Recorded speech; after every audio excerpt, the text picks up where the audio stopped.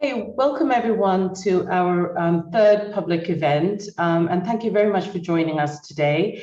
In this event, we are going to present some interim findings and thoughts from a year of research on the ESRC project, Urban Transformation and Gendered Violence in India and South Africa. By way of introduction, my name is Manali Desai, and I'm the principal investigator of this three-year project. We are a year and a half into the project now. We have a large team working together, four co-investigators, Professor Sanjay Srivastava from Institute of Economic Growth in Delhi, Professor Nandini Gooptu at Oxford, Professor Camilla Naidu at University of Johannesburg, and Professor Lynn Osome, also at the University of Johannesburg. This is a comparative study, although today we're just presenting findings from the field site in Gurgaon.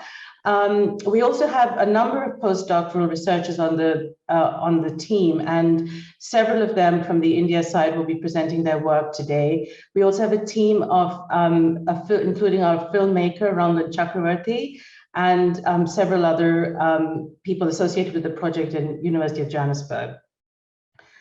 Our approach from the start has been to aim for an approach to gendered violence that's theoretically oriented, but also at the same time historically sensitive, contextual, and an approach that aims for granular analyses of violence so that we can inform more successful and targeted violence reduction strategies.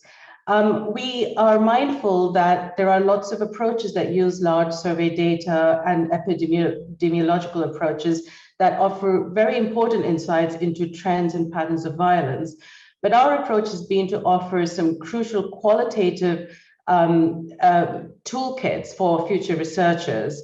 What we aim to do is to place violence within wider transformations of the political economy of urban life and livelihoods, shifts in family forms and gender relations through the period of liberalization in both countries, and historical legacies of racial, ethnic, and other forms of categorization that implicate men and women in specific relations to the state and economy. Our approach is a mixed method one that relies very much on ethnography, life history interviews, archival research, and participant observation to build an intimate neighborhood-based approach that is connected to ongoing work on violence by residents, organizations, and other stakeholders. Many of you may know Gurgaon. For those of you who don't know, it is actually an urban hub within the wider Delhi NCR, and it is a hub of international investment with spectacular malls and symbols of globalized consumption. Wealthy neighborhoods and apartment complexes are hidden behind privatized security, and woven through these neighborhoods are village-like settlements, what we call peri-urban settlements, with particular caste and class configurations which service the wealthy households. Much of our fieldwork has been conducted within these different neighborhoods and sites to capture a very rich picture of everyday life and gendered relations in Gurgaon, within which we situate questions of violence. Gurgaon, of course, as many of you know, is formerly part of Haryana state, which is a socially conservative state with distinct patriarchal traditions. And we can allow, within this setting, we can see the clash between different cultural and social groups with attendant perceptions about women that inevitably arise.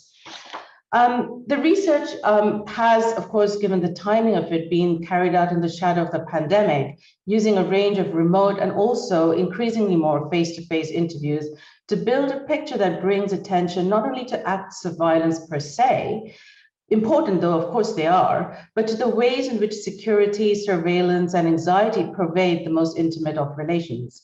This means that the very definition of what constitutes violence for women, and therefore for us as researchers, needs closer analytical attention.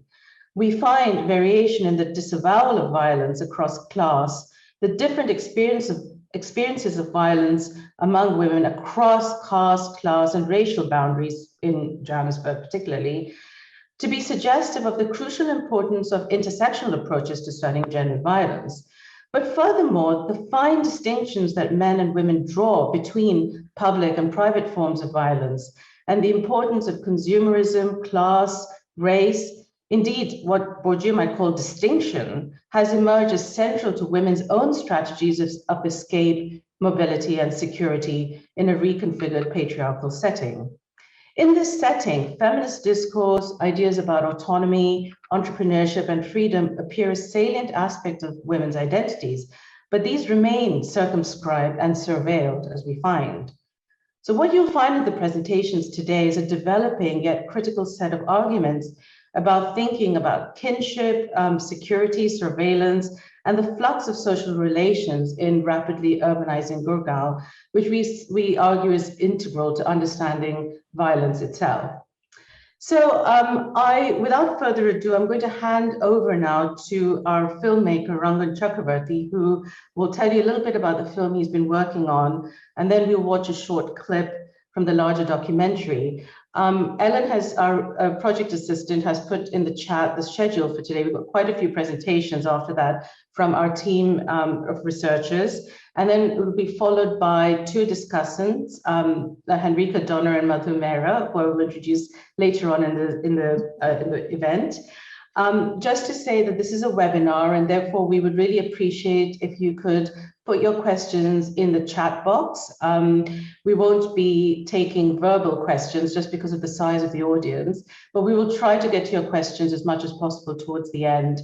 And everyone will be muted, therefore, and we'll just have a spotlight on the speakers.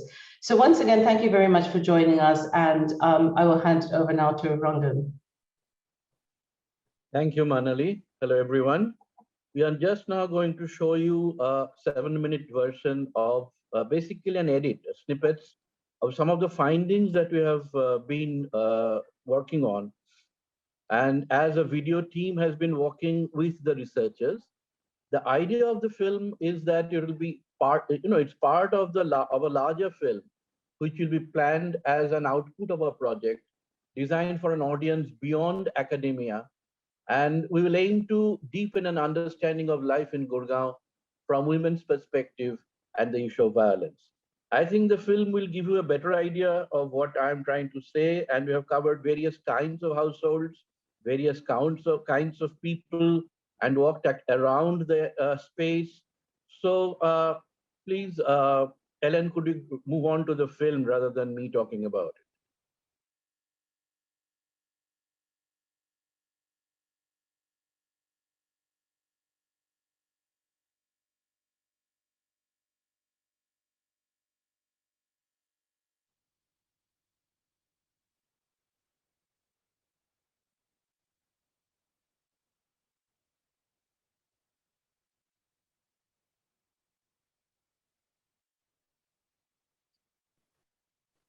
Ellen, we don't have sound. Ellen, we don't have sound, yeah.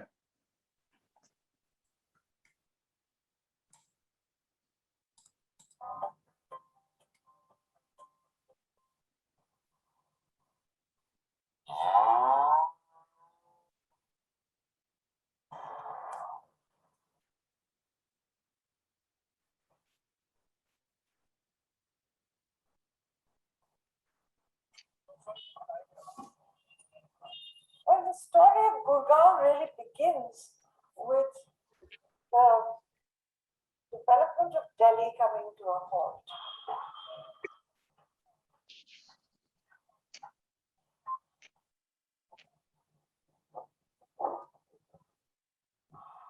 And how we reach here in Gurgaon is because of terrible security issues in that death called Barsati that we have read in. Was my child could not go down and exit the road. We used to be scared because of the whizzing cars on the road. So it was multiple things of how did we end up in this bubble, which I actually half resent and half grateful for.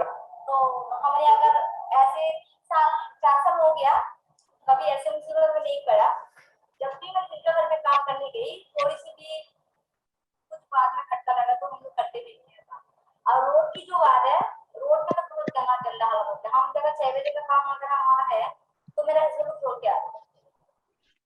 क्योंकि अगर अंधेरा में जब अब आएंगे ना वहाँ से, तो वो लोग उठा भी लेते हैं। हमने कभी ना सुना है, लेकिन हमारा और गाँव में अगर रहती तो हम लोग को क्या जितना कमाते हैं उतने ही आके तो बस खत्म हो जाते। कुछ कमा के करना है, कुछ करना है, वो नहीं हो पाते गाँव में। यहाँ आएंगे तो बच्चों को थोड़ा सा पढ़ा भी सकेंगे, कुछ जमीन भी खरीद सकेंगे, वहाँ जाके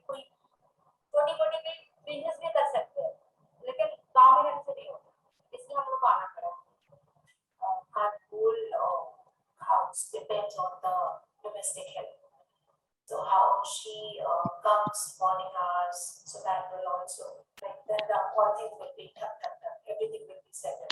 My idea is like whosoever is entering to the society that would like to move their life in silver of their 700 apartments. So if any person is coming in, so this person belongs to which apartment? So basically my app categorizes you and you are linked to that apartment. जितने गुड़गांव में बाहर के लोग ज्यादा आए हैं ना, जब से ज्यादा क्राइम हो गया, जब से पार्लर आए हैं, जब से मॉल आए हैं, हमारे यहाँ पे मार्केट आई है, नजदीक जितना मार्केट नजदीक आई है उतनी बुराइयां फालतू। हमारे यहाँ ऐसा नहीं होता है। जैसे जैसे ये शहर आया गाँव की तरफ, तो लोकल में जैसे भी शहर के लोग आए हैं तो कल्चर बदलता चला गया। हमारा देसी खाना था। एक बात ये भी है, अब जो मिर्च मसाला ज्यादा डालते हैं ना, ये मसाले दुनिया भर के मसाले डालते हैं सब्जियों में, और वो उस खाने से हमें ना गुस्सा आने लगता है, तो उसको कंट्रोल नहीं कर पाते। I got this opportunity to work with these women workers, and after starting interacting with them and all, that gave me a lot of reflection about even myself and about my life, and then whatever that we were discussing, how far am I also part of it? How far I have also faced those situations the women faced. The treatment meted out to an informal worker or a working class and to a middle class migrant by a local is different. मैं touch में हूँ new Gurgaon से। Old Gurgaon जैसे फरीदाबाद हो गया, गाजियाबाद हो गया, पलवल हो गया, इसको जो पे पता सकते हैं आपको, इसको जो है मानिती लक्ष्मण रेखा एक तरह से, तो उस साइड कुछ है पूरी जिंदगी डिफरेंट है, इस साइड पूरी जिंदगी डिफरेंट है। ये पॉइंट है सबसे बड़ा, क्योंकि वहां वही लोग रहते हैं जो काम दे रहे हैं, या वो लोग रहते हैं जो काम कर रहे हैं।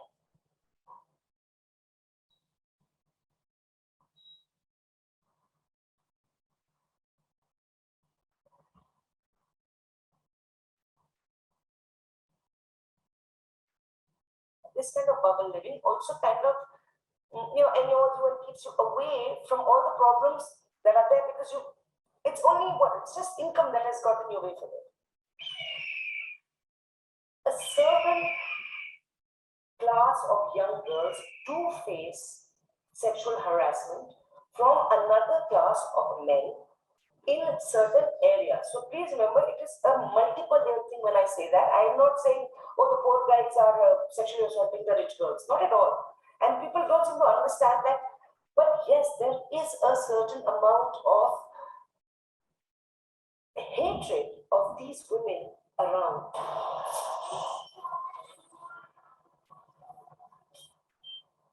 पहले सब ज्यादा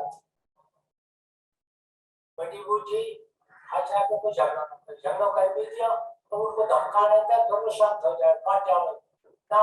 अब तो फोन गैर कंप्लेंट, जब तो कभी महीने दो महीने कोई आवे, इतना शांत हो जाओ, कोई लड़ाई झगड़ा कुछ ना बढ़ाए, छोटी बड़ी बना लिया करती ना, नहीं बेटा ऐसा हो जाएगा, कोई बात नहीं है, गलती हो गई, समझ जाए क्या धमका पिटाई कर दिया करती, लड़के की पिटाई भी कर दिया करती, पर तो वो शर्म वो मान जाया करती, लड़ाई वहीं शांत हो जाओ। I think that there is a core of conservatism which even the most modern Gurgaonite hasn't been able to resolve.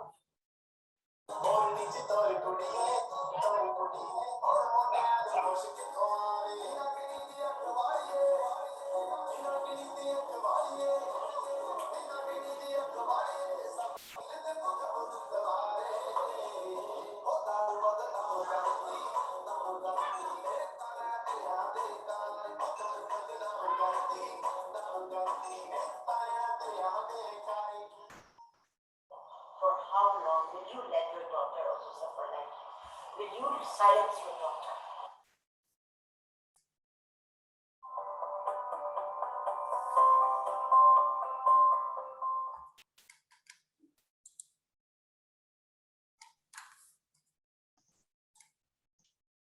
Thank you very much for that, Rangan. I suppose let's just, we'll take any questions you have later on, as always in the chat, and let's just move on to our field reports, basically, and we'll start with Nandini Gooptu. Would you like to, should I just hand over to you and tell us the start?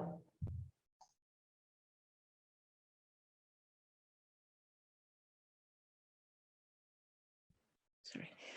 Thank you, Manali, and good morning, everyone, and good afternoon to those of you who are in India. So my presentation offers a broad overview of the aims of our project and reports some of our initial analysis in brief. These and further points will be developed in greater detail by the other speakers. We are taking this opportunity today to present the fruits of research rather than discussing the theoretical and analytical frameworks.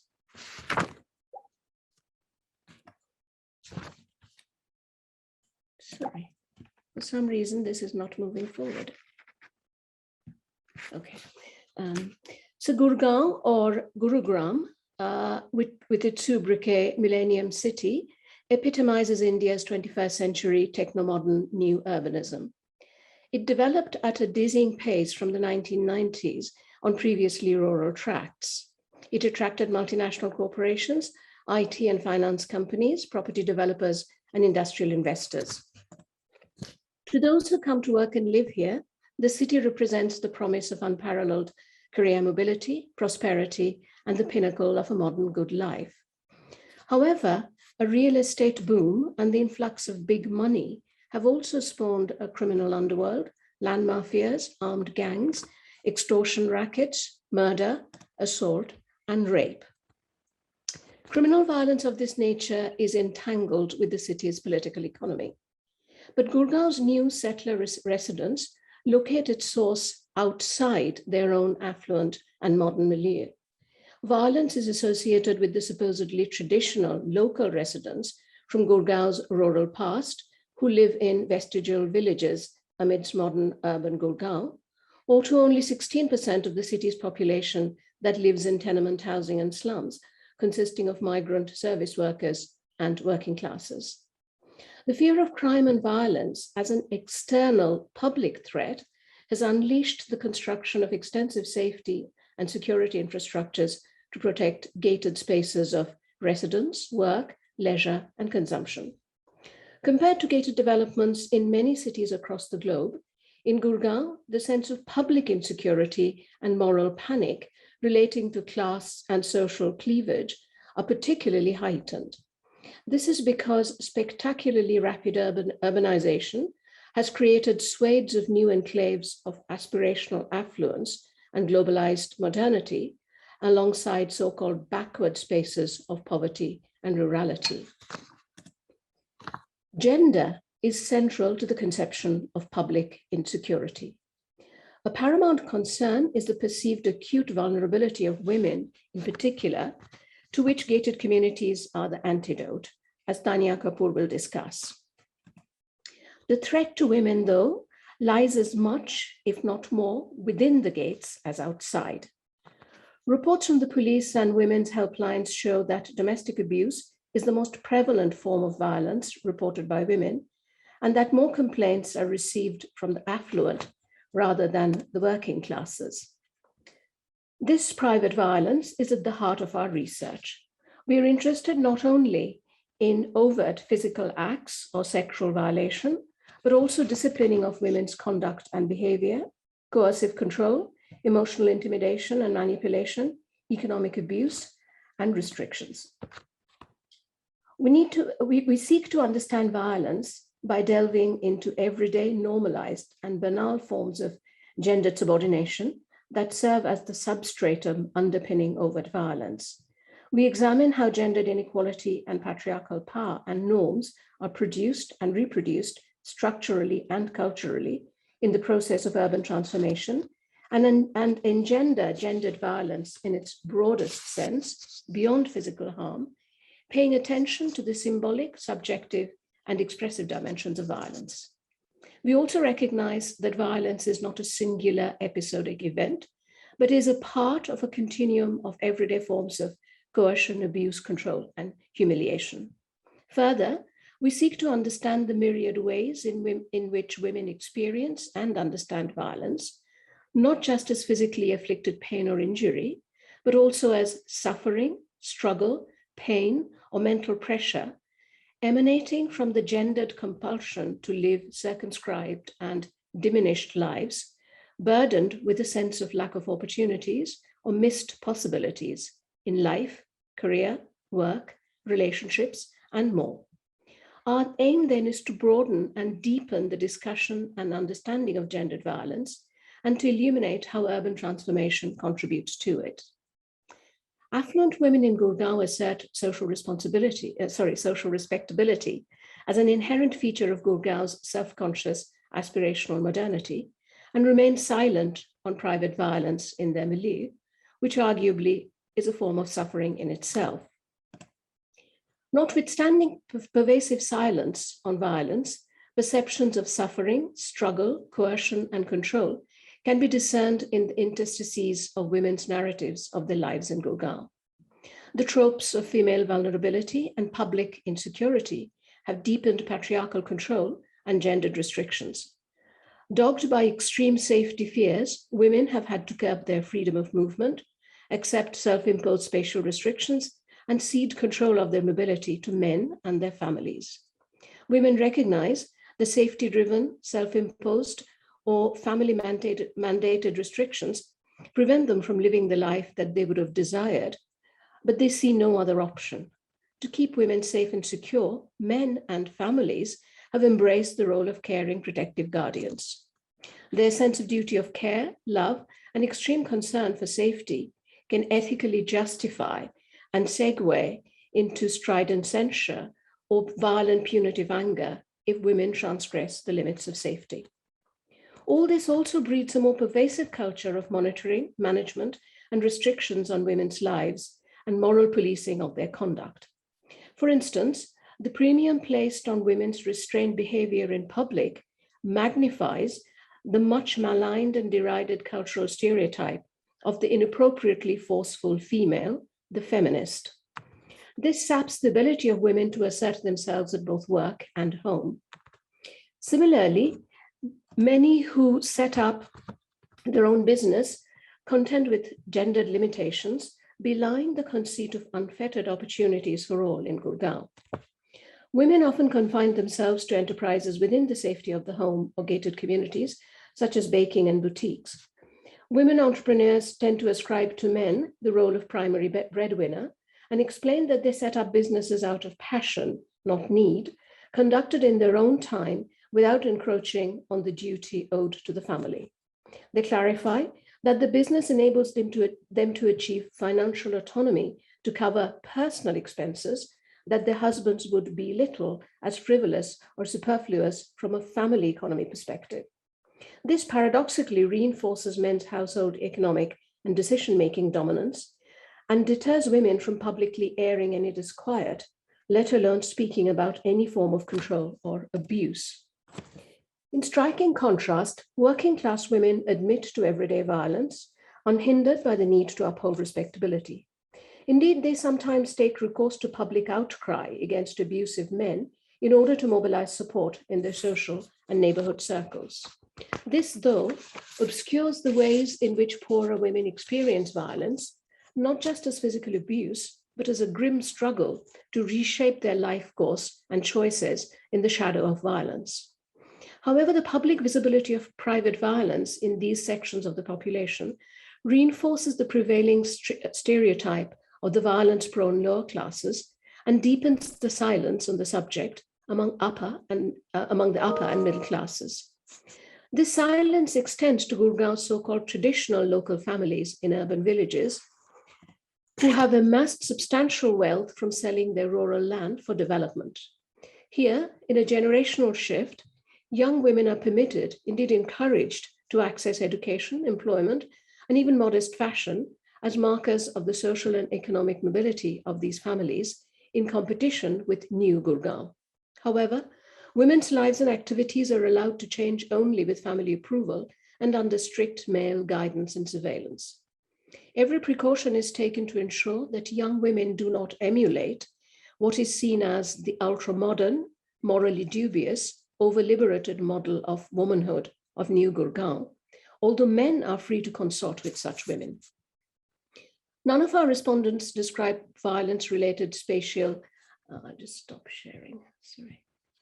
None of our respondents described violence-related spatial and social restrictions as a form of patriarchal control, nor did they explicitly question the devaluation of their own needs and desires as coercive, or construe men's and their families' prerogative to prescribe and sanction the limits of their economic and other activities as an impingement on their freedom and autonomy. They did not challenge the denigration of assertive feminist women as an expression of male prerogative to power and authority, even if some saw it as unfair. They did not express any overt disquiet at the use of security-driven surveillance infrastructure as a new technology of disciplining women. Of course, our respondents recognize that urban modernity has paradoxically placed restrictions on their conduct and behavior and attenuated the lives that they can lead in the city. They portray these as major inconveniences and impediments brought on by external public threats of violence. They remain largely silent on the accompanying suffering and struggle in private. They appear to comment only indirectly, as Garima Jaju and Pratiji Majumdar will discuss, through oblique allusions or generalized remarks on problems with relationships, marriages, mental health, or everyday pressures, on which they also sometimes share counseling and advice. Or they make abstract references to patriarchy, gender inequality, and sexism, and direct jokes, irony, and humor at men, including on social media.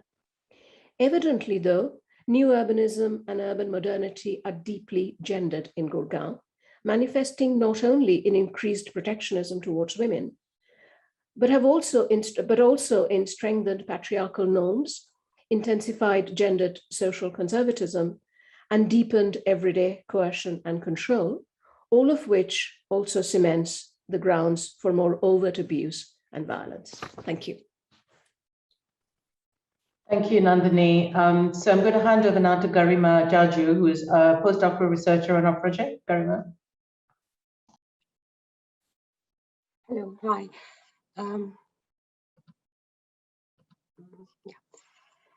So early in the fieldwork, in stray conversations and sit-down interviews, women from upper, middle, and working class backgrounds, as well as those from rural urban villages, responded to questions about gender-based domestic violence, evoking a patchy landscape of unevenly transmitted sounds and sights of violence. Where and what type of violence they see and hear, or do not see and do not hear, and with what frequency. Sounds and or sights of beatings, abuse, screams, bruises, or complaints of mental anguish that reach them through personally disclosed information, whispered gossip, socially circulating images and videos, general talk, social commentary, or direct witness and perception. These sounds, sunne mein aana, awaaze aana, and sights, dekhna, dikhai dena, come to them mostly as confirmation of where they already think violence happens, what constitutes violence, who does the violence, who's violated and why. Very rarely it comes as surprise, in which case it is registered as exceptionalism, with notes of amazement, even incomprehension. As fieldwork progressed, these retellings of sounds heard and sights seen became increasingly predictable, constituting a ready manner in which any direct questions about domestic violence would be responded to. An upper-class woman serving on the board of the RWA Association of her posh gated condo hears of betrayals, infidelities, loneliness, and broken marriages in her weekday lunches, but never of violence. Violence as a problem is seen to exist outside the gates of these residential enclaves.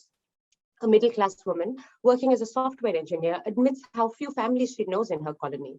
In any case, she would be very surprised if there's any violence amongst what she labels the respectable, educated, and modern families in these kinds of spaces. However, she does sometimes see her maid come to work with marks on her arms. She bemoans the kind of savagery and ruthlessness common to the slums and villages, those kinds of spaces. There, slums, tenement blocks, and urban villages, one is encountered with a willing admittance of daily violence in the overcrowded social settings where the private words and actions of every home spill out into the narrow corridors and travel through the thin walls and curtains serving as doors. Among the Haryanvi locals in the villages, it is again the characterless and sexually loose homes of migrant workers where violence happens. What emerges through such generic statements issued against each other is a kind of social talk, a set script pertaining to domestic violence, engendered by the sounds and sights of violence, consciously registered, and those that are willfully ignored. What then becomes clear is that there is a methodological and analytical difficulty in researching gender-based violence by asking questions directly about gender-based violence. An increasingly predetermined and loaded category, the very mention of the word violence leads us down a very set path, one that is burdened by preset social biases of class-based respectability and shame, as well as the dominant public discourse of gender-based rights and equality, which comes with its own close association with ideas of modernity and urban civility. Among the upper and upwardly mobile classes, direct questions about the personal experience of gender-based violence within one's own home results in deflection or disavowal, as it conflicts with their image of societal respectability and narratives of modernity. Among the working classes, such questions and their willing admittance reproduces the epistemic violence of framing the poor as the eternal subjects of suffering. However, when unstructured by direct interrogations about violence, the conversations paint a more complex picture of everyday gendered lives. Free-flowing discussions and casual conversations about personal stress, bad experiences, tension, pain, hurt, longing, fear, desire, excitement, and pleasure take us into the interiors of interpersonal entanglements that make up gendered worlds and women's gendered positioning within them. Not the specifics of who, where, what of the actual occurrence of violence. What comes forward is the complex web of affective and structural interdependencies that structure women's domestic lives and choices, bargaining with which they lead their everyday lives. Ultimately, it moves us away from a preoccupation with circulating sounds and sights of violence and onto questions of voiceability and visibility within gendered social and kin worlds. This means an increased attentiveness to the question of structural agency of women as they are differently positioned within families, relationships, as well as broader societal hierarchies. At the same time, it also entails a greater awareness of the gender demands and pragmatics of kin work. Voicing and visibilizing violence comes to depend on the emotional as also the tactful and strategic work of maintaining kin and social relations and larger familial networks. We will hear of stories from upper and middle class women, but I just want to share two sort of middling cases. Payal is a young woman from a Gujar family whose life is unfolding at the cusp of the real estate driven transformation of the rural landscape of Gurgaon. Her family, headed by the family patriarch, who was previously involved in various service jobs in the city, including working as a personal driver, has seen windfall gains from the changed value of their agricultural land, some of which has been sold to big developers to build digital homes in the area, and some land retained to reap higher profits in the future. The elaborate celebrations for her marriage into a Gujar family with a similar trajectory of rural-urban transformation was a big announcement of the family's vastly improved socioeconomic status. Payal, now rechristened Navi after marriage, has been adopted by her new family with great enthusiasm. By her natal and marital homes alike, Payal is encouraged to signal through her enjoyments and freedoms the family's newfound upward mobility and membership in the urban middle class of the transforming city. The new couple are encouraged to go on dates to Cyber Hub, take family holidays to Kashmir, celebrate every family member's birthday or anniversary with cakes, gifts, and balloons and greeting cards, all along recording their joy celebrations on their iPhones, sharing them in their vast family networks. Amidst all the cheer and happiness, however, one can begin to trace the limits of these freedoms, regulated as they are within the bounds of a caste-mediated patriarchy. These are freedoms for Payal to enjoy with her husband and family, and within strictly prescribed gender codes of caste-based respectability. This is not to take agency away from her in disallowing her to present herself as extremely lucky and happy to have such a caring home and a caring husband, but rather to be more cautiously aware of both the constructed and limited nature of the freedoms that are being given to her, and at the same time, the structural and emotional indebtedness this creates for her within the family structure. Now, different from Payal is Riddhi. Talkative and spirited, Riddhi is the daughter of the local presswala who irons clothes for the residents of one of the posh condominiums in Gurgaon. Along with her daughter of 3 years, Riddhi finally returned home from her marital home in a small town in Rajasthan earlier this year, where she and her sister, married to two brothers, were continually subjected to extreme physical and verbal abuse. Riddhi, however, when her sister's not in the room, would often interpret her experience of domestic violence as a case of unfulfilled marital romance. She says, our in-laws never let us sit together. We could never fall in love, unquote. Beyond the beatings and bruises, domestic violence also meant the absence of love and intimacy. Love was a hope she had held on to through her years of schooling in the local co-ed government school, maintaining a spotless character, scaring away any boys who tried to get smart with her. Through her years of chaste adolescence, she imagined the different scenes of legitimate romance, soon to be allowed through marriage, where husband and wife can go hold hands, go out into the city, take selfies, exchange gifts, go on holidays, watch a movie, wear fashionable clothes, and reminisce together about their school years. Here, violence is interpreted not simply as the violation of one's bodily integrity, individual rights, or sense of self, but rather as the denying of a larger kin apparatus of protective and productive interdependencies and co-relationalities through which to gain identity, security, and pleasure. Now back in Gurgaon, Riddhi is cultivating an imaginary partner who she professes love to daily through digitally shared songs, selfies, and shairi.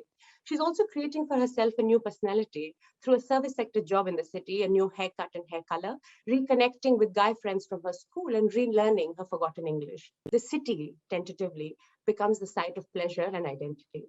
Mapping the intimate worlds of gendered, sorry, I'll stop sharing. Mapping the intimate worlds of gendered lives in this manner, we learn both how different the everyday experiences, effect, and management of violence comes to be, but also why it is so different from how it is talked about.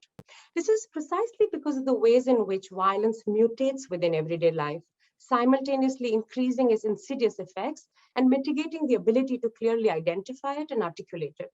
Prominently, we find in our fieldwork how violence gets entangled with love, care, responsibility, comfort, safety, fun, and desire. We are no longer caught between the stark binary of the independent and dependent women who are differently imagined to being subjected to violence, and more aware of the complexities of gendered interdependencies that variously determine the occurrence and experience of violence. In the end, it makes violence too complicated to talk about in simple terms as straightforward answers to questions asked. So one of the methodological sort of innovations that of the project is trying to develop a website which can serve, let me share my screen again. Oops. Sorry. Sorry, one second.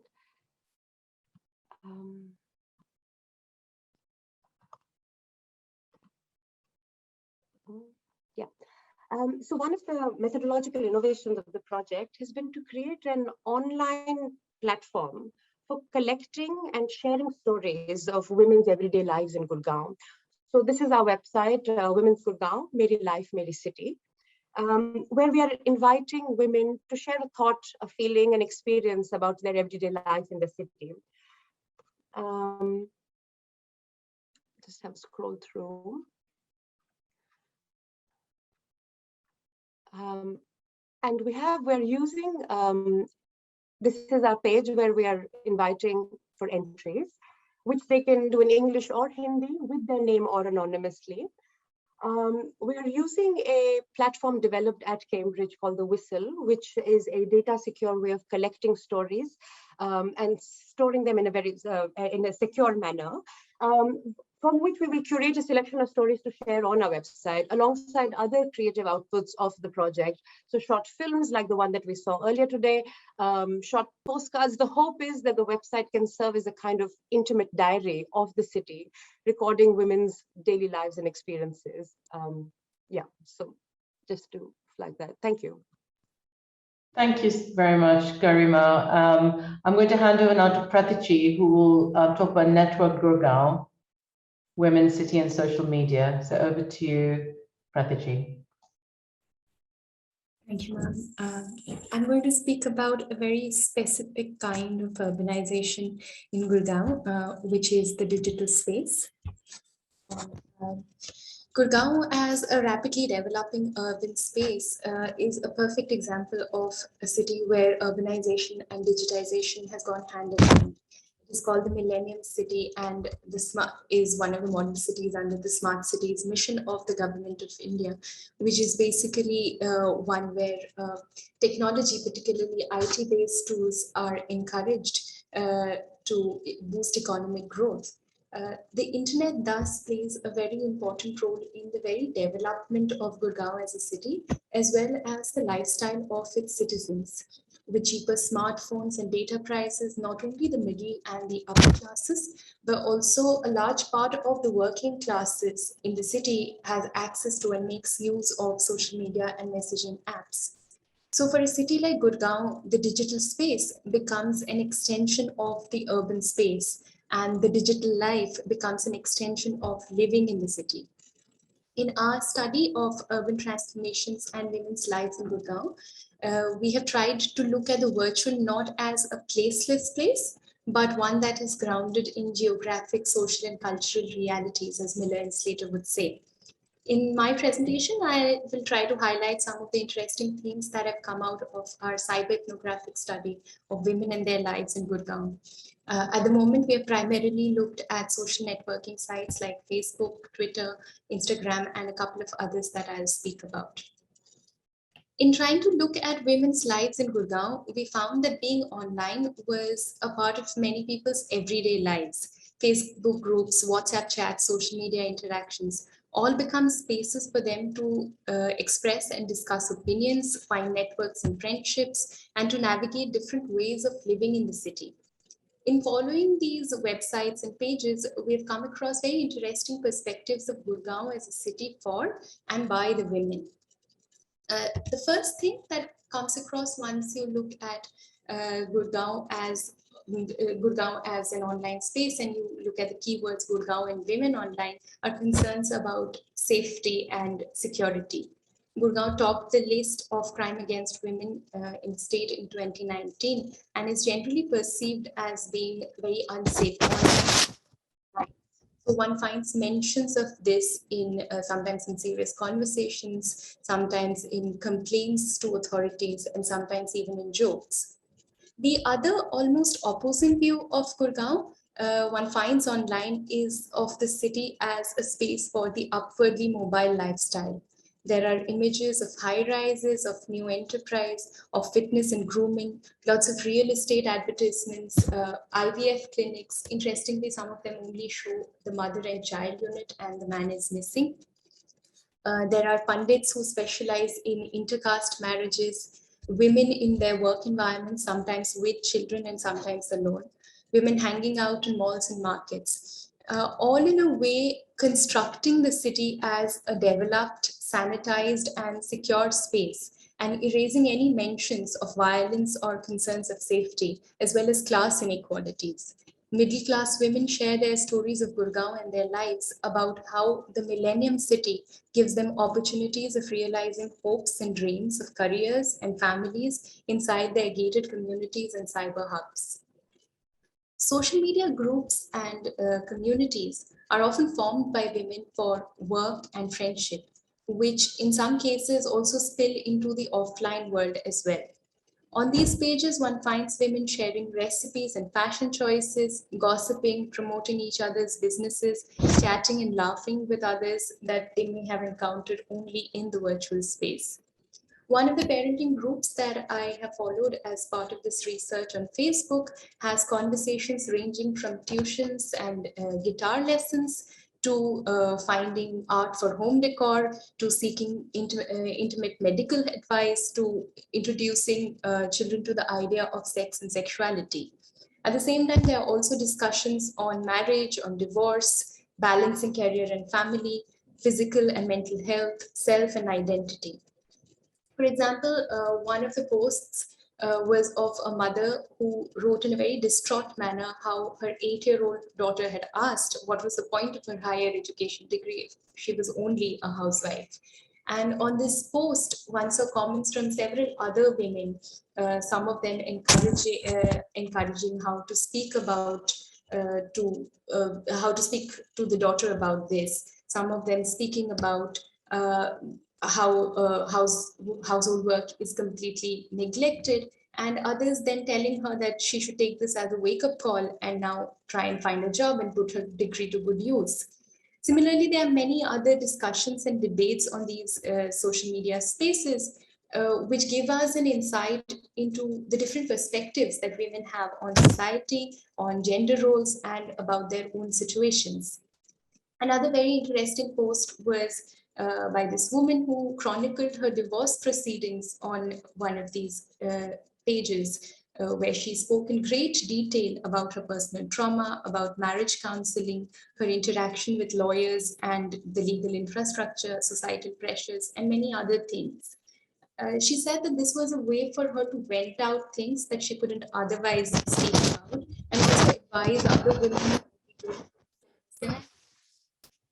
The online forum gave her an opportunity to speak without being judged, she said.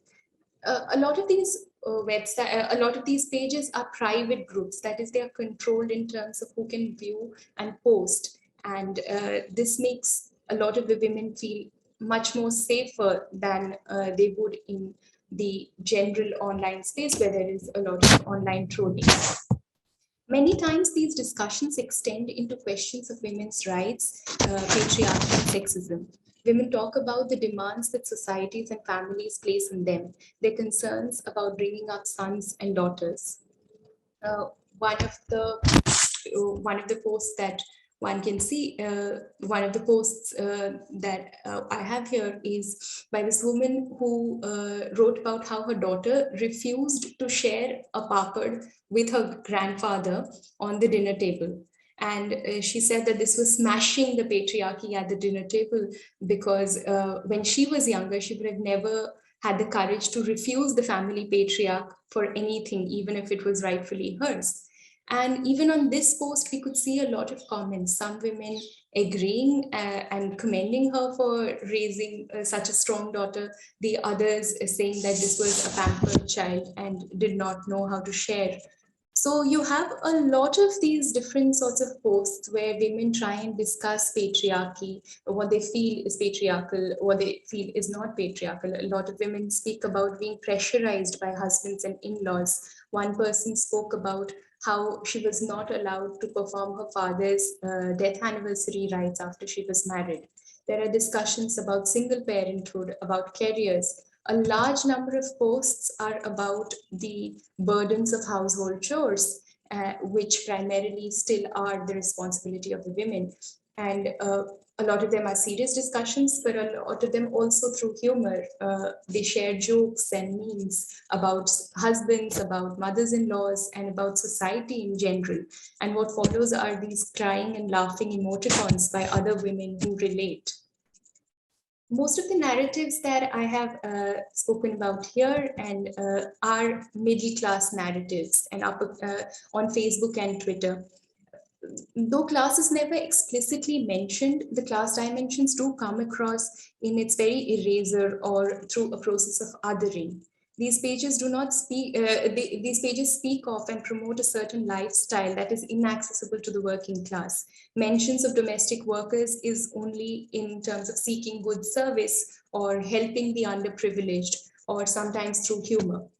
However, there are other apps and formats like WhatsApp statuses or Instagram Reels, or lesser known apps such as Chingari, which is basically a copycat app for TikTok, that there is a much larger presence of the working classes and the lower middle classes. And content on these apps is usually of a different flavor. Here, hashtag Gurgaon is more to do with the rural and semi-urban Haryanvi traditions and cultures rather than the high-end upper middle-class urban aspirational lifestyle. Interestingly, violence is not mentioned overtly in any of the posts, whether by the lower middle classes, working classes, or the upper classes. The conversations are always filtered through terms like patriarchy, sexism, women's voices, and rights. And this is in keeping in line with our offline interviews as well. Most women refuse to directly speak about violence as a major concern or something that they may have faced themselves. At the same time, they do speak about being pressured, about having to do things that they may not want to do. So also in the online conversations, the term violence might never directly used. There are undercurrents and hints of possible past or potential violence in the discussions about bad marriages, about divorce, stories of counseling and reconciling, concerns about traveling at night or sharing posters about women's safety. And all through, one can find a looming specter of violence, which is never overtly mentioned, whether online or offline. Conversations and fieldwork, online and offline, has mostly been consistent, easily flowing from one to the other. With most women now equipped with smartphones, the virtual and the physical, instead of being on different planes, now permeate into each other. Women in Gurgaon check Google Maps while traveling in auto rickshaws to make sure they are being taken in the right direction. They order food on delivery apps. They actively participate in RWA politics over WhatsApp.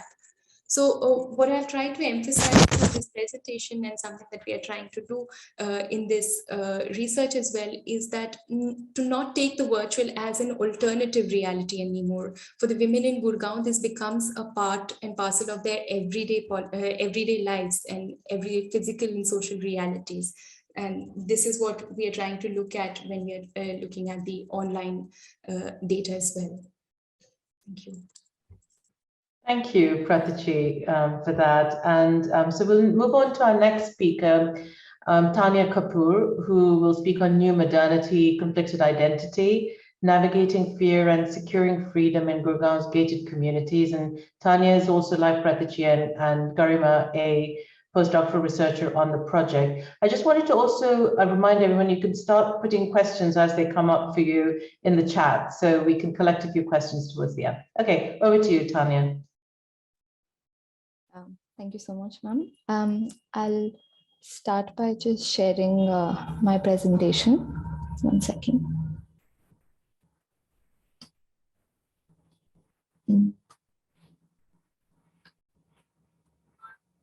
Okay, yeah.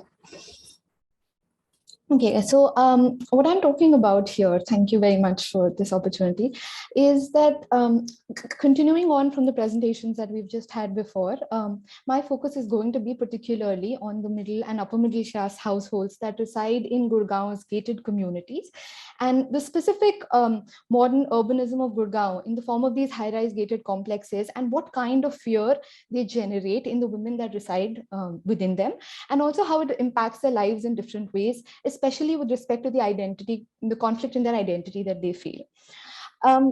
So to start, I think I'd start by talking about what these gated complexes look like. This is an example of one of the posh gated colonies where some of these interviews were conducted. As you will see, these gated complexes are refer to the influx of privately developed high-rise residential complexes catering to young urban white-collar professionals working in the MNCs in Gurgaon, which are physically secured or gated with an elaborate network of high security surveillance infrastructure. These gated communities are marketed as an oasis of calm and peace amidst the bustling city, overlooking lush green spaces and golf courses with luxurious clubhouses. These societies are a very characteristic feature of the rise of the Millennium city of Gurgaon in the last few decades, and provide every possible amenity to their residents within these complexes. What I'd like to say, however, is that the term oasis is not merely a metaphor in the case of Gurgaon. As presentations before me have suggested, Gurgaon's reputation as an unsafe city for women with gory crimes that make regular headlines in the newspapers, and the all-pervasive fear of sexual violence is something that these societies have to contend with. And this is exactly where these gated complexes come in, marketing themselves as an oasis of safety. For all intents and purposes, these resort-like condominiums provide a literal sanctuary to their residents, with private developers taking the onus of ensuring electricity, water, and even privately purchased security. Just to give an estimate of how important security is over here, while the total number of police personnel employed by the state government of Haryana, according to a 2018 report, was 3,100, private complexes themselves employ an army of 35,000 guards in Gurgaon. So one of the USPs then of these gated societies, with their 24/7 security detail, with CCTV cameras, meticulously monitored entry, exit access, and armed guards, it relies on an image cultivation of being a safe haven, and the branding of themselves as representatives of new Gurgaon, which is very distinct from the rest of Gurgaon and the rest of Haryana. And in fact, even from life just outside their gates. The freedom and peace of mind that they offer is something for which these young professionals are very willing to pay a high premium. But why is this important? I argue that this is important to understand the very particular kind of fear that pervades the perception and perhaps even the myth surrounding Gurgaon. While this is not to suggest that the crimes against women are not happening here as much as they are in the neighboring capital of Delhi, but its specific reputation, as people before me have referred to it, the media narratives and the gore around the violence, they also rely on an inherent shifting of the blame of gender-based violence to the other. These particular gated communities specifically rely on this concerted cultivation of an image which distinguishes them from the other, and in this case, the lower class residents who are blamed to be the perpetuators of this violence. So as you can see, the gated complexes on one hand, and the other are the slums and the jhuggies where these poor workers are residing, and these are truck drivers, and there are some of them are from lower caste. In all conversations that we had with women in these complexes, constantly there was always conversation around these truck drivers and these jhuggi livers, slum dwellers, the caste of Gujars who are aggressive by nature, right? It was always us versus these kinds of people, and as others have also spoken of, an complete silence or dismissal when discussing violence that happens within these particular areas. So all this is also very specific to the way in which Gurgaon is constructed. If you see that the proximity of these slums with these high-rise complexes that exist right outside the complexes has meant that women feel unsafe even stepping outside of their gates. As one of the respondents, who's a management professional, told me, she said that she thinks that security for her ends where her gate ends, right? So stepping out is a problem completely. And this all-pervasive fear dictates a lot of the way that women think about Gurgaon, the way they live in Gurgaon, the way they feel about Gurgaon. I'm not suggesting that this fear is unreal in any manner, but what happens is that this pervasive fear also takes a sort of a phantasmic quality, in that there is a phantom violence of fear there is a phantom fear of violence that is going to happen, that is just at the next step, violence that can happen the moment you step out or the moment you take a right or a left. And that is also very integral to the way in which Gurgaon itself is constructed as one which changes very rapidly. A respondent very nicely put it when she said that Gurgaon is a different city every 100 meters, and that is exactly because of this particular understanding of Gurgaon, which is unpredictable. Media narratives have also elaborated on this particular image, and this phantom violence pervades women's lives in all possible decisions, in all possible ways of even thinking and imagination. And a large part of the onus of responding to this violence is also placed on women, as you can see from the poster of Amidst, and a very successful movie on this subject said, women have to learn to be stronger, women have to learn self-defense, women have to stand up for themselves. And there's a lot more also about women having to practice respectability, women having to do the right thing. A lot of conversations among upper class women spoke of how the poor and the lower class people don't understand modernity, and therefore they can get excited if they see a woman in a skirt, and therefore the onus is on the woman. So the self-policing and the enactment of respectability was an important strategy used by these women to save themselves from this violence. And another was to let men in their lives dictate the ways that they should be living in their own self-interest, right? So on the one hand, it was around things like never ever walking in Gurgaon alone, because walking was considered an invitation. Walking on the street was a problem because of what Gurgaon is like. And on the other hand, being okay with receiving censure or receiving scoldings or receiving any kind of adverse reaction from their male family members if they actually transgress these boundaries. This is also a way in which, I argue that rather than being incidental, this bid to secure women's freedom behind gated complexes deliberately obscures the more mundane and day-to-day violence that these women experience within their lives. When asked about violence inside their house, they actually spoke of how they have never considered why they intuitively felt safer inside rather than outside, and never thought of the inside as a violent space. And this has to do a lot with the spectacle of violence and the theater of violence that one associates with what violence actually means. This is not to say that the women were not okay with the way that their lives were completely fine with the way that their lives were being truncated in this process, or the way that their lives were being dictated by many terms. In fact, it was actually a source of conflicted identity for them. As one young professional spoke, the fact that she wants to have her husband around, to drive her around or to take her somewhere bothered her. She sees herself as a strong, independent person who also gets angry at her husband when he refuses to take her and chaperone her to a party. And she says she understands that had he told her not to go because it's unsafe, she would have been equally mad at him. So she says that she doesn't understand how to live with these contradictions because of the rational justifications and pragmatic ways in which this violence is understood. And this also means that the subtle ways in which control and coercion is taking place within these women's lives is completely overlooked. Wherever we spoke to women entrepreneurs, there was always conversation around partners being emotionally supportive, monetarily supportive, husbands never saying no. And at one point, when we asked about permissions, a home chef said that I don't need any permission for myself. Like we're at an aging stage, but I don't need to ask anybody.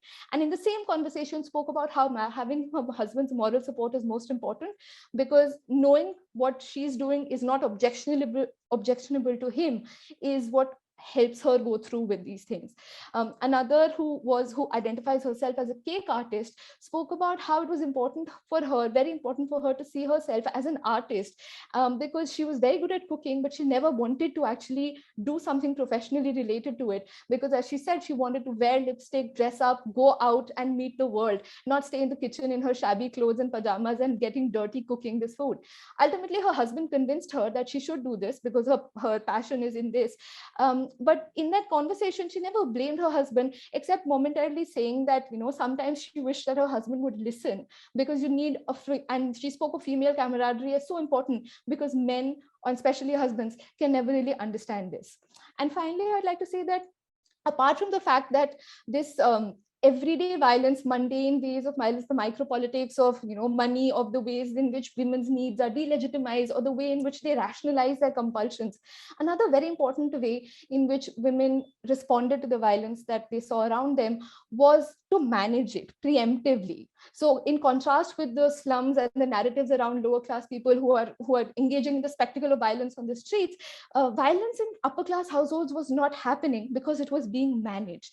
It was being managed by women who were not letting it happen by molding their lives around their husbands' schedules, their needs, their demands, and even their moods. The last anecdote I want to share is of this person I spoke to whose parents separated due to a lot of intermarital conflict. And when I asked him whether he thought that they were in a violent marriage, he started by saying that I don't think that I want to call what we experienced violence, because I'm sure there was a lot of pushing and shoving and anger and yelling, but it wasn't really directed at me, and it wasn't really physical with my mother. My mother was assertive enough to never let that happen, because so what she would do is she would just take us into the room and lock us if ever things escalated. And we also learned to live with it in subconscious ways. If you know that your father's going to come home and he's in a bad mood, just don't use the TV, or just step out of the room, or just ensure that his food is one that goes first. So there were these tiny ways in which violence that had not yet occurred had infiltrated these women's lives. So apart from the pervasive violence that had allowed men to dictate the norms of how women should behave, there was also the violence that was never really happening, simply because of the way that these women were leading life.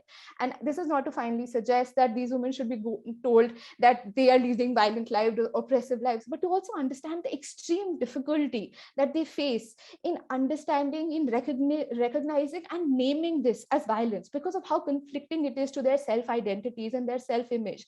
And to simply call it out as oppressive and violent is not going to solve the purpose. What needs to happen is just greater understanding of the fact that these are not acceptable things, and this is also a form of violence. Thank you very much.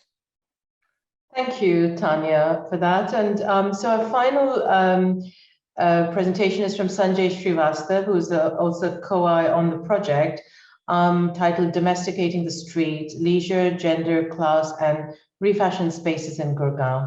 So Sanjay, over to you. Tanya, you'll have to unshare.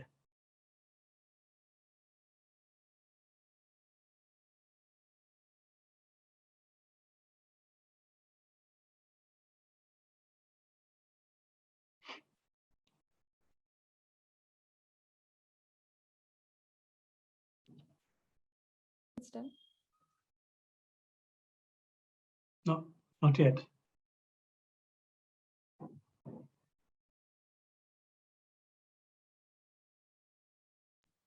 Just click stop sharing at the top.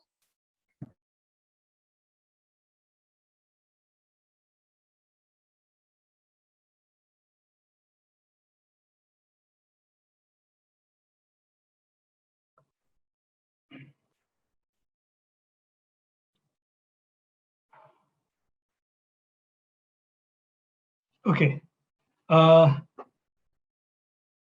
Okay, so as you would have gathered by now, we are looking at the larger context of violence, not in any instrumental manner, but the grounds upon which it is imagined, is not imagined, is expressed, is not expressed, it may become visible and remains invisible. So what I'm going to do here is to think about urban transformations as a shorthand for the changes that are happening, in, sorry, yeah.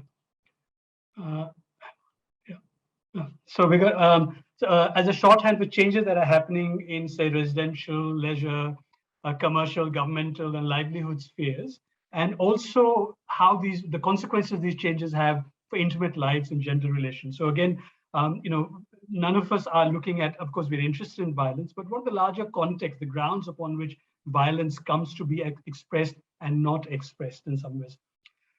We're interested in, and in this presentation, I'm interested in thinking about new ideas of public and private spaces, the meanings that are generated and what these might imply for ideas regarding women's autonomy and the capacity to negotiate different kinds of spaces. Now, there are multiple Gurgaons, as you will gather by now from different presentations, Rangan's film, for example.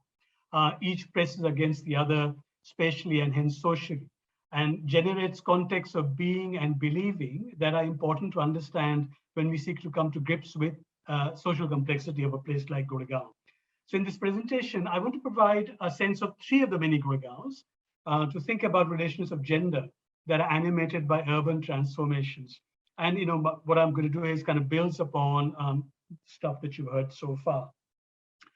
And in my presentation, I will end with an example of an event that has something to, that I think has something to tell us about the grounds upon which social relations in Gurgaon are being made, and also relationship between gender and ideas of the public and the private, new emerging ideas of the public and the private, and hybrid spaces that are being created, that are being made. Remember that we are specifically interested in the relationship in urban transformations and ideas of gender and ideas of violence. Now, so the first Gurgaon that I want to discuss, to talk to you about, is one that I'm going to call village, city, leisured men and aspiring women. Now, the first license to build Gurgaon, the new Gurgaon, colonized Gurgaon, was given for a land of about 170 acres in the village of Chakravarty in the Gurgaon district. It was issued to DLF Corporation on April 21, 1981. So DLF bought land from local zamindars, local landholders, using village intermediaries who were trusted figures among the landlords. So one of the village intermediaries was in fact the person that Garima was talking about, who was initially quite a poor person. Then because he was trusted, people said, okay, we'll sell through you, because they didn't want to deal with a large outside, so apparently outside corporation. So one of these people who sold the land was a man, I'll call him Mehra. He said, my sons don't do anything because they say we have so much money, why should we do anything? My youngest, the daughter, he said, is doing an MBA from Farooq Nagar, which is not far away from Gurgaon. And now she wants to do an LLB and become a vakil, an advocate. I want to get her married as soon as possible. And he said, if her in-laws let her work, that's up to them. My grandson studies at Sehwag Public School near Jhajjar, another town, not very far away. My son, my son said that the boy must go to a hostel where he will get better discipline, learn horse riding, swimming, etc. This is one Gurgaon. The second Gurgaon is consists of migrant labor. Again, you saw the film and you've heard some of the presentations. So 18-year-old Asha's family are migrants from Bihar, and her parents work in garment factories in Gurgaon. They live in tenement housing that is owned by local landlord families. In fact, the Mehra family also has built tenement housing for migrant labor.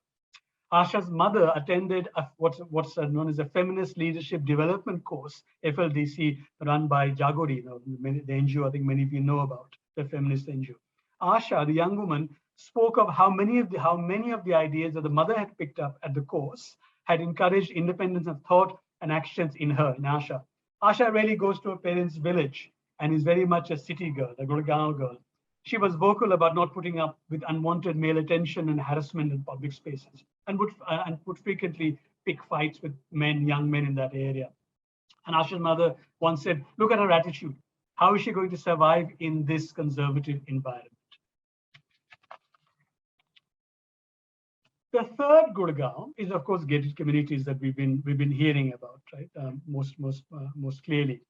Now, gated communities in many ways have come to normalize the idea of the gated public as a genuine public. So I'm going to suggest to you that the notion of a particular kind of public as the ordinary public has supplanted older ideas of the poor as the ordinary person. So the gated community is part of the emergence and consolidation of an idea of the middle class as the real people, or the ordinary people, and the hardworking people. And the idea that historically this class has been discriminated against by the state in favor of, say, minorities and the poor. So the third context, a third of the many Gurgaons that I want to talk to, I only have time to discuss these three, is of course the gated public. Now, I want to move on now to what I'm going to call here, there are three spaces. I want to introduce another space, which I'll suggest to you is kind of space of convergence when we've been thinking about Gurgaon. And I want to refer to this as a space of relational flexibility, and I'll explain what I mean. Here, leisure has emerged as a site of urban negotiations, and much of what I'm going to say will resonate with what you would have heard from the earlier speakers. So I'm going to talk about relational flexibility through something called Rahagiri, which I'm sure some of you heard about. Now, started in 2013 and is based on something that happens in other parts of the world as well. In Gurgaon, Rahagiri was started in 2013. It's promoted as a citizens' initiative to take back the streets. It began as a collaborative venture between two local non-government organizations, a bicycle riding group, a company that provides corporate wellness programs, and a global consultancy company that focuses on sustainable cities. On Sunday mornings, if you're familiar with Rahagiri, streets are blocked off, and women, men, boys, and girls perform different exercises, bicycling, yoga, aerobics, Pilates, Zumba. The events are largely sponsored by private companies. It is a privately sponsored and tightly controlled space. Rahagiri is a context where leisure has become a site of negotiations between ideas of autonomy and constraint, the ideas that we've been hearing about in the earlier speakers. It is a site of what I'm calling here relational flexibility. In the three contexts I've just mentioned, changes in economic conditions and women's aspirations with regard to careers and family life exist within historically defined structures of power. So the two contexts run side by side. They don't supplant each other. Relational flexibility is both context and strategy, one where the demands and desires for neoliberal flexibility to consume and aspire meet existing constraints of domesticity and propriety, which is what we've been hearing about, right? That there are two contexts. One is the notion of consumer culture would ask everyone, including women, to be part of consumer culture, but it meets certain ideas of it comes up against a wall of domesticity and propriety. What is proper for women to do? How much freedom can we actually have? And yet no one does not want to be part of the cultures of neoliberal flexibility. Through relational flexibility, women's practices of neoliberal publicness, such as the Rahagiri, can be combined with being part of the pre-neoliberal networks of, say, family and caste constraints. So they can both be part of the consumer cultures that neoliberal flexibility demands, but also be part of the older established structures that they cannot escape. And so relational flexibility, I'm suggesting to you, is the notion of being able to concurrently be part of these two worlds. So it's both a context as well as a strategy. So relational flexibility allows for ideas of autonomy that are expressed through treating private spaces as public, the gated spaces, and domesticating public spaces such as the street through exercising strict control over performance of leisure. So within the gated communities, and I'll show very brief clips at the end, women perform public acts, dancing, for example, and this is considered that, and so it is considered as women being public, but of course these are very privatized spaces. And on the other hand, you have something like Ragiri, where the street itself has been domesticated through exercising strict controls over who takes part in these public acts of leisure. So in both instances, ideas of being in public and displaying publicness is produced through practices of leisure that depend upon domestication of spaces. Urban transformations, neoliberal flexibility, and relational flexibility are then about how to participate in change through tactics of space, where the private becomes the public and public spaces are domesticated. And finally, I just played, these are 30 seconds long, roughly, clips. So the first clip is from inside a gated community where people are dancing at a Janmashtami festival. And women are dancing, and that's frequently put forward as an act of public and women becoming public. And the second clip is of Ragiri, where the street itself has become a controlled space where women can dance, and the two spaces become linked. So the private becomes represented as public, and the public becomes domesticated. So I'm just quickly going to play these two clips, and then I'll be done. So this is the Janmashtami.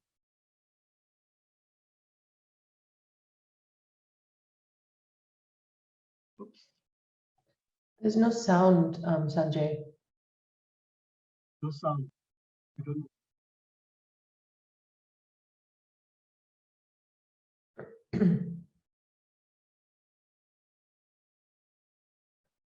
Sorry about the lack of sound, but I'll just play the next clip, which you can see, get a sense of Ragiri and what I mean by the domestication of the street, and why in all the three contexts I've outlined to you, it works for men and women to be part of relational flexibility in these specific cases, and what urban transformation does. So I'll just play this.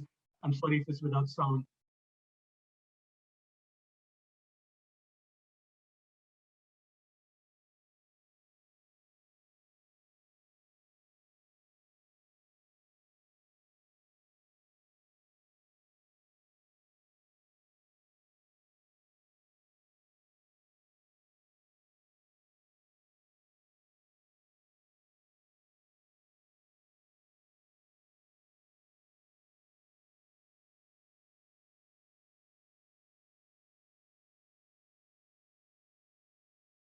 Sorry, I'm going to, okay, I'll just stop there because I'm sorry, the technology hasn't worked very much, but you get a sense of what I mean by different kinds of spaces, and what I mean by relational flexibility, the capacity to take part in neoliberal flexibility, but also older networks, established networks of caste and family concurrently. I'll just stop.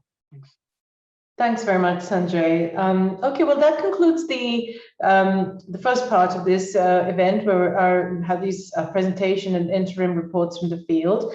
And it's very pleased to welcome two discussants. The first discussant will be Dr. Henrike Donner, who is the senior lecturer in anthropology at Goldsmiths University. And she's written extensively on middle-class family life, parenting, reproductive change, love, marriage, consumption, and is very interested in the gendered effects of urban spatial politics. Dr. Donner has published several books, among them being Middle Class in India, A Way of Life, and more recently, Globalizing Everyday Consumption in India. So I'm very pleased to welcome Henrike and look forward to hearing your comments. Yes. Thank you so much, Manali, and thank you so much for the invitation, which was very unexpected because I have to say I'm not a specialist on gender violence, so my whatever I say has to be taken with a pinch of salt. I read with great interest the synopsis that I received. Thank you so much for those as well. And obviously now I'm kind of trying to run after the presentations and trying to incorporate them into what I'm saying. So if this is not perfectly formed, that is because I was trying to watch your performances and at the same time take my notes. I have to make an admission here. Firstly, I have never been to Gurgaon. Okay, I'm a Calcutta girl by heart, and I have very rarely been to Delhi, and I was always struck by the differences between the two cities. So in that way, I'm an outsider to what you're describing. I have always had an interest in urban India and the way that it kind of is restructured by particular political processes in specifically economic liberalization. And of course, Gurgaon is the kind of poster child for that, as many of your presentations have shown. Now, first of all, I was wondering whether we could think a little bit more about what the millennial city is. Of course, the millennium has gone. So is it already kind of something that is superseded by other kinds of imageries? I'm not sure about that. But very much the millennial city is related to the idea of affluent middle class women and gendered lives. I think that is very clear in the presentations on the virtual spaces, in the way that you used advertising, in the film that that was presented. So really, these affluent women are symbolic for what this millennial city and those kind of urban lifestyles actually stand for. They are very much linked with stuff that Nandini has worked extensively on, that is the idea of neoliberal selves as entrepreneurial selves. And in a way, I would invite you to think those entrepreneurial selves across the life cycle, because what becomes the poster child, so to speak, is very much a young woman. If there is anything more than that, then there's a middle-aged woman. But what happens to elderly women in those kind of spaces, and what would a discussion on the issues that you are interested in mean if you had that with someone towards the end of their lives, and looking back at the histories of their marriages, different kinds of experiences of residential settings, etc., etc. So I would really encourage you to try and get away from that overdetermination by the imagery of the young professional or the middle-aged housewife living there. That's one thing. I was interested very much in the way that the working class men are positioned in your accounts, and as you have brought out, and obviously that is not only the case in Gurgaon, they are very much like positioned vis-a-vis those middle class women's narratives about violence, partly as perpetrators of harassment and all sorts of kind of street violence towards women from all sides of backgrounds, but also particularly as perpetrators of intimate violence towards their own female kin. And in a way, I feel that there is a bit of a danger in us reproducing that kind of imagery, even though we critique it. And I think that stems a little bit from the fact that if we talk to women mostly, then these actors are always somehow spoken about. And in that sense, I was very grateful for that little bit in the film where they were actually articulating particular concerns about, moral panics, and were in this mall setting and kind of counterposed with this mall setting. But I would really, again, think that it's kind of crucial to think their position through from a different perspective. And one of the things that comes to mind for me is that, of course, these men are also very much subjects to structural violence and exclusions, right? In the context of a rapidly urbanizing environment where not only a lot of the livelihoods have changed, but also the kind of social status that they may have inherited may have changed over their lifetime. So I do think that this needs to be related in some analytical way. Which has to do with notions of community, which probably has to do with ways that caste is organized in a different manner now and plays a different kind of role, and feeds back into particular constellations that I would refer to perhaps as the retraditionalization of control over women that has been described by some of you. This brings me to a broader question that I have, and that is about the role of violence and coercion that is really related to sexuality and reproductive choices, right? It is quite apparent to me that there's, at least in your presentations, very little talk about sexuality. and the way that intimate violence in particular is related to ideas about appropriate sexualities and sexual conduct, but also really sexuality as a site of all sorts of probably less obvious forms of coercion and violence. And the same, I would say, relates to reproductive choices. Now, I think one of the papers mentions that and I use this in inverted commas, the so-called conservatism of the Gujar community or the local community, or the presumably also very heterogeneous communities in Haryana is closely related to the kind of whole specter of sex selection and abortion. But I do think that reproductive choices are one of the prime sites for coercive control and for all sorts of structural violence, kin violence, not necessarily only intimate, but in that way, but really within kinship groups and families, pressures that would apply in different ways, but simultaneously to women across those sections that you are interested in.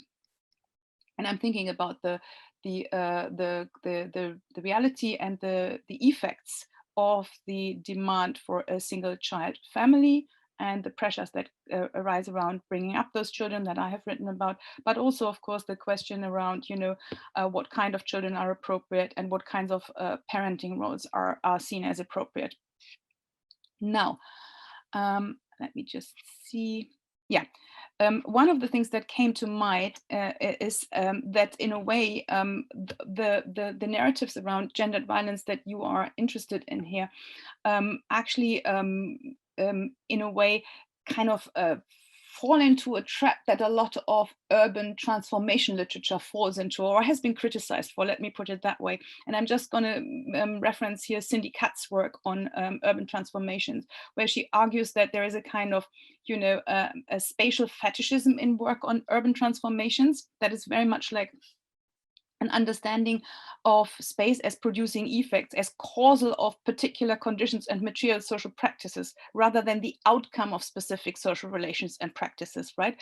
I think Sanjay's paper is probably addressing the question of space as an outcome, but I do think that, again, I feel that it's sometimes difficult to distinguish between the way that our interlocutors speak about urban space as producing particular kinds of gender relations, and actually us analyzing that urban space as an outcome of those particular conditions. Okay. Yeah. So I also felt that I would like to see you pushing the idea of Gurgaon as specific a bit further, and my kind of notion of like my point of reference is another very different kind of city, but in terms of my own fieldwork, but also kind of reading wider.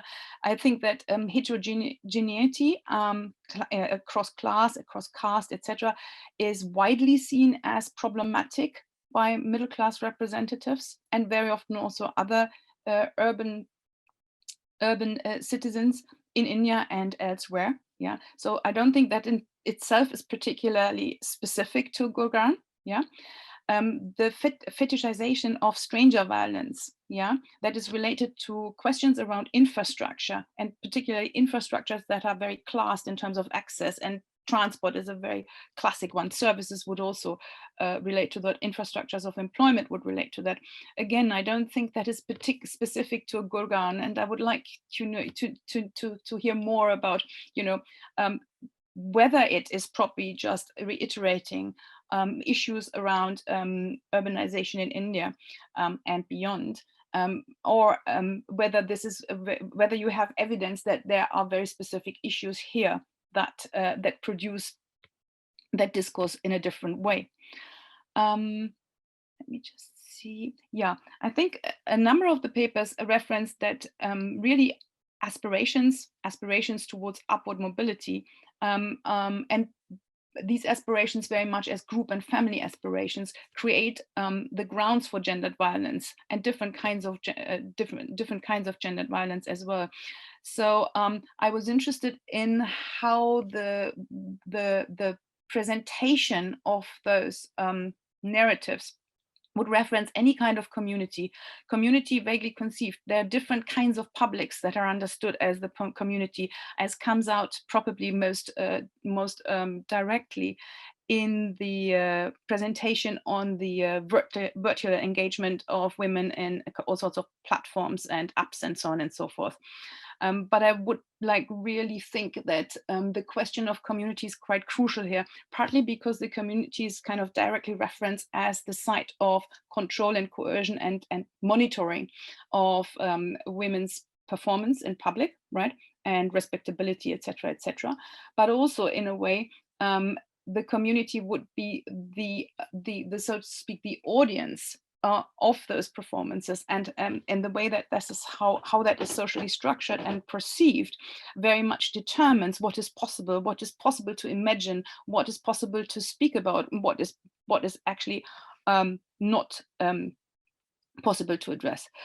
That ties in with it to a degree with the question of virtual spaces. And I was just wondering, I think again, I think there is a tendency to stick to the acceptable kind of discussions online. I was quite interested in going beyond women's engagement with local kind of mothering and like Mumsnet kind of derivatives. I don't know the Indian versions of that, yeah. But what about like women's engagement with Tinder? The Indian Tinder is probably called something else, I have no idea, yeah, and so on and so forth. So basically really kind of sites where you can actually have other kinds of encounters, which are very often local sites, not necessarily not local sites. I would really like to hear about that as well, because these are also sites where a lot of truth are spoken, and at the same time a lot of coercion can be exercised and harassment can occur and does occur, yeah. So really again, I would invite you to expand from the kind of prototypical towards the probably less promoted sides of engagement, particularly of women. Let me just see. Yeah, good. Okay. Yeah. I was also interested in the way that Nandini and others have referenced kind of new patriarchies that emerge here. And these are kind of new patriarchies which come in the guise of care, not necessarily direct control, and the role of men in those. And the way that men perceive of those. This was referenced, I think, in one of the presentations where one of the men, yeah, exactly, one of the men was saying, I think it was Tanya's, one of the men was saying, I didn't see that as harassment or something like that. But really, there are questions around heteronormativity that is perpetuated by those kind of roles of chaperones, of carers, of controllers of your women, right? There are questions around the way that marriage is reconfigured here, because certainly a lot of the women, the middle class women that you were talking to, did not envisage their marriages as those sites of chaperoning and however well-meaning paternalistic everyday actions, right? I was also interested in the way that is made explicit, yeah, that men have those guardian roles, right? You spoke about how the women are feeling uncomfortable with that, but how do men see those roles, right? How are you groomed into those roles? What kind of work does the narrative around gendered vulnerabilities do here? What kind of masculinities emerge here? Yeah. And I was thinking about the way that women are implied of making those roles. Some of you may be familiar with the ethnography by a person called Laura Ring that is on making peace in an apartment building in Karachi, where she really talks about women coming together in an apartment building, a little bit like a gated environment. And the discourse is very much on channeling male violent character traits, that women have to do the everyday work of making peace in that place. Now, this may absolutely not apply to Gurgaon, but I do think it's probably insightful. This leads me to a kind of whole discourse that is happening here, and that is that of responsibilization and the individuation of experiences of violence and the management of violence that was mentioned by some of you. I was wondering, I mean, I think it's something that I find very important in relation to class and middle classness. Really, what is the work that affluent lifestyles do here? Yeah, they seem to be affording a wider detachment from a supportive community, from a controlling community, but also from a supportive community. So those middle class women seem to cherish the fact that nobody's a kind of checking on them, and reputations are probably not directly related to what your neighbors think, right? But at the same time, community doesn't disappear. What does it consist of, right? Who are the people who you relate to on a regular basis, and what are these kind of relationships doing in terms of status, different kinds of capital as well? Because I do think that although there is this notion that living in a place like a gated community is relatively anonymous, there are also always kind of points where reputations are made and broken. And this is probably feeding the stigma that surrounds domestic violence, and talk about domestic violence in those environments. Yeah, so stigma, I think, is another big theme here that may stem from different sources in different sections of society. Again, that is something that obviously I can just suggest, and haven't, because I haven't done the fieldwork myself or haven't thought that through. In some cases, the neighborhood may be the site of policing women's respectability, but it may also be a site of solidarity with men from the same community who are perpetrators of violence.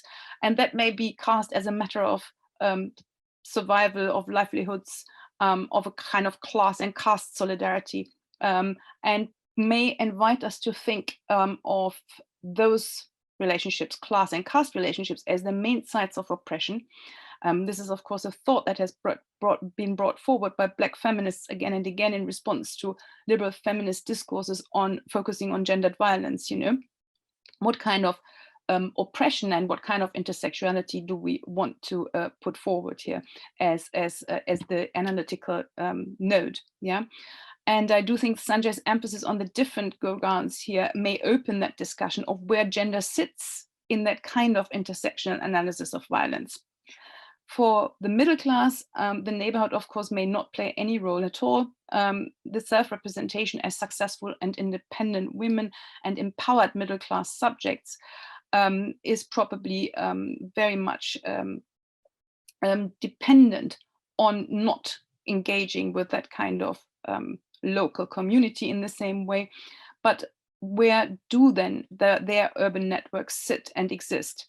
Right, and I was thinking as of sites that are class-based sites rather than localized sites of surveillance. Let's, for instance, think about the school gate, right? A very important site for middle-class mothers to kind of, create kind of networks, but also to enhance social and cultural capital and to perform respectability. Sorry, Henrike, I think we're really out of time, but thank you so much. No, that's fine. And I'm sure there'll be opportunities to expand. I just want to give Madhu, Mehra a chance as well to respond, and we might have some questions at the end. But thank you so much for this incredibly detailed and thoughtful, interventions. I'm sure it will give us a lot to think about and consider at this sort of halfway stage of the project. So I just want to introduce Madhu Mehra, and as a feminist lawyer and a founding member and executive director of Partners for Law in Development. And she works at the Asia Pacific level to the Asia Pacific Forum for Women, Law and Development, and has written extensively on CEDAW and women's rights in context of culture, family, and sexuality. So very pleased to have you give us your comments as well. And I'll hand it over to you now. Thank you for coming.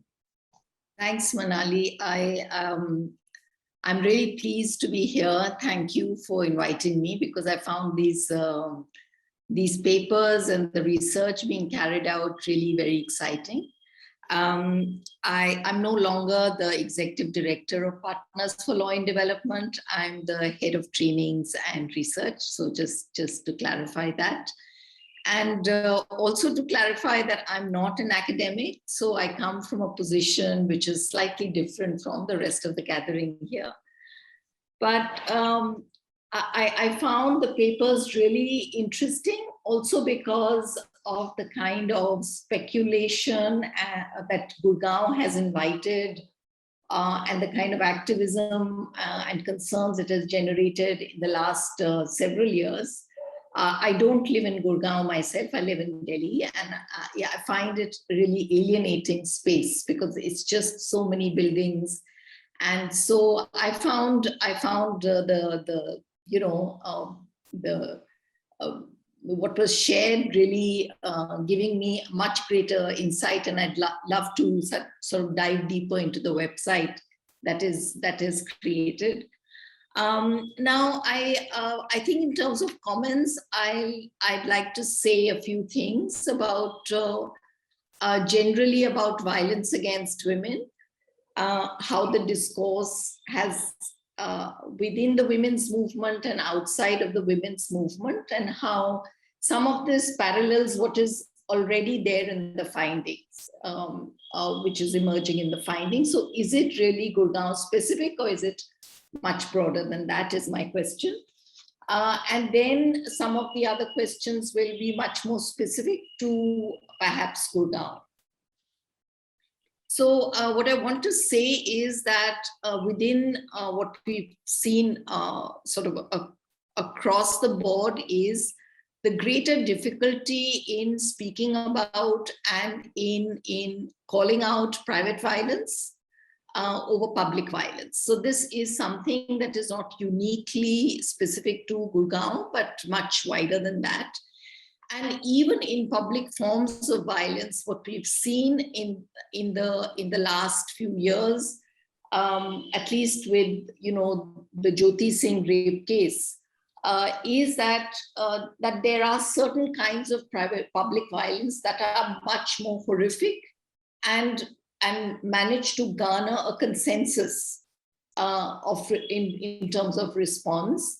Versus other forms which are explained away or which are sort of calibrated through the lens of good victim, bad victim, and so on. So what we saw in 2013 was really coming together around sexual violence and articulation of sexual violence in the public domain, which we haven't seen before that time, where a lot of stakeholders began to engage with the issue, to talk about the issue, and to find the vocabulary, which was actually quite awkward initially for many people, but it then became something around which political parties and elections were fought about safety for women and so on. But what we did see as a result is a certain exceptionalizing of sexual violence in the public domain, more than any other form of violence. I mean, domestic violence certainly took a backseat through that time. And within the public forms of sexual violence, because you have harassment on the streets and you have, so many accounts of women being kidnapped on the streets and raped in cars. But in all that, what we found is a larger consensus emerge against brutal violence on urban women by migrants, unruly migrant boys. And apart from Jyoti Singh, we saw that in the Shakti Mills case, we saw that in the Disha case in Hyderabad. And we've had three kinds of campaigns emerge from these different contexts. One, of course, has been related to the law, asking for much greater, stronger laws. And now that we do have very strong laws, it's death penalty, extrajudicial killings, and it's that kind of heavy-handed state response. And there's a large section of the public asking for that. Another, and the second one has been of feminist voices, which is a much smaller subgroup, asking for freedom without fear, Bekhof Azadi. And while, that has been led by students, has found a lot of traction among students and young people, but it hasn't really, it's mobilized young people and many feminist groups, newly formed feminist movements, but it hasn't pushed, really altered the larger structural situation much, because what we've also seen parallelly is greater policing, call for CCTV cameras, and greater policing by educational institutions, by girls' hostels, as well as by the idea of gating communities. Even in Delhi, where we can't gate effectively, but that idea has been something that has been really strongly, has found a lot of support. And Gurgaon, of course, epitomizes that gated existence, where you have streets where nobody is walking really, at least middle-class people are not found walking on those streets or hailing cabs. Everything goes into a gate and comes out of a gate. And I think those images are really, personified that. Now, what we have also simultaneously, rape cases make the news, which have very polarized responses. So we are divided, across as a society in India, where based on what kind of sexual violence, even in relation to sexual violence, what kind of sexual violence and who the perpetrators might be. So we've seen Unnao, Kathua, and Hathras cases, where it's been really divided with a lot of support and cover up, which is parallel to calling out and asking for accountability. We've also seen the similar kind of sort of this mirroring this kind of closing in and supporting one's community, reflected in the love jihad, development around love jihad, which is basically opposing Hindu girls marrying Muslim boys, and in the larger sense, opposing inter-community or interfaith relationships, intercaste relationships. So I think in all of this, the issue of autonomy, freedom have taken a backseat. There is a large understanding of violence, which is whether it's in Gurgaon or elsewhere, where it really depends on who the perpetrator is and what were the circumstances within which violence occurred. So I think labeling something as violence has already nationally taken, has evolved into a very, very sort of calibrated, complicated exercise based on community and location of the victim as well as of the perpetrators.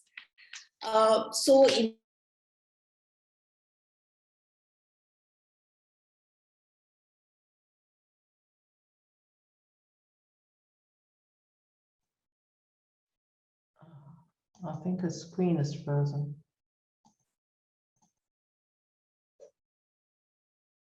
I think Madhu's screen is frozen. I'm just going to ask if she can you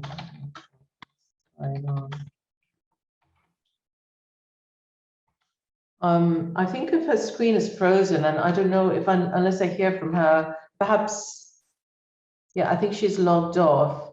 I think we might, because of time pressing is sort of pressing, we might just see if she does come back and maybe start taking some questions. And I noticed that there's one question asking about whether the othering that we've seen, we're talking about, is a result of upper class women not calling or even recognizing forms of control as violence, as long as they don't experience physical harm. And it sounds like the question is asking a little bit about the upper middle class experience, where violence is not seen and invisibilized, whether that is something that's causing them to other it onto other groups. I think that has already is something that I think the presentations have highlighted very well. Does anybody want to jump in very quickly or any comments there?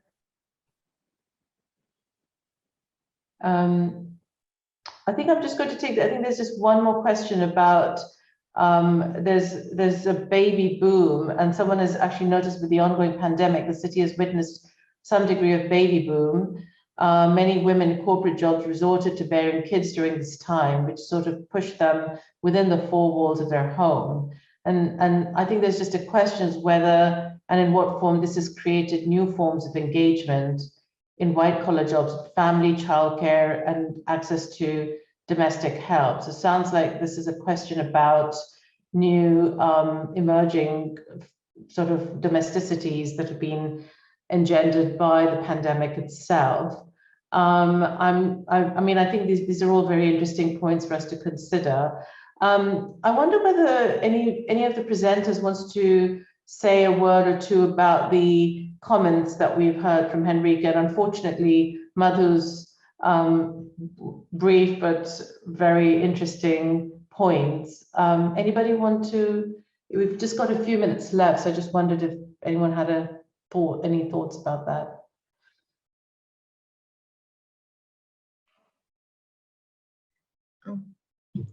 Madhu's back. There's a question about where we can see the full documentary film. The film we're still filming. Rangan, do you want to say anything about that? We're still filming as we go along, so the film isn't actually ready yet. Perhaps Rangan, you can just put it in the chat if you like. And Madhu, we lost you for a. Do you want to finish up in a? Did you want to finish up within a minute or two?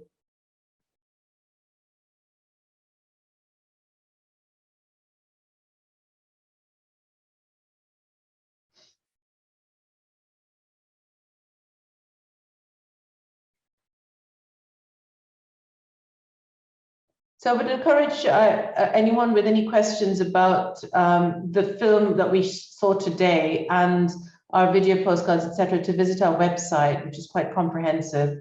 But we are also going to be filming making a larger film on the basis of the material, sort of showcasing our approach as well.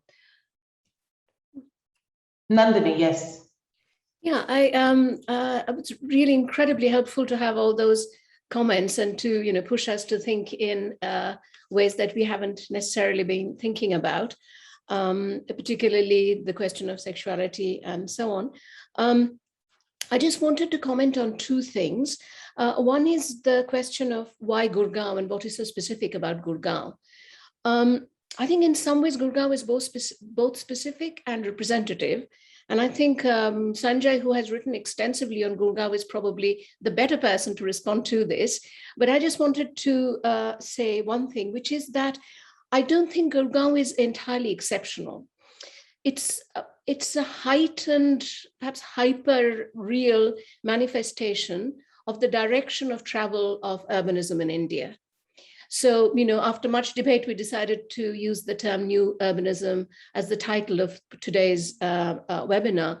And this is because we see Gurgaon as representative, but in a microcosm manifesting much of the trends that we see elsewhere in a highly heightened way. And so Gurgaon provides a very useful site for us to explore these larger questions that affect cities across India, indeed the globe. In that respect, there was one point that you, Henrike, raised, which is about aspirations.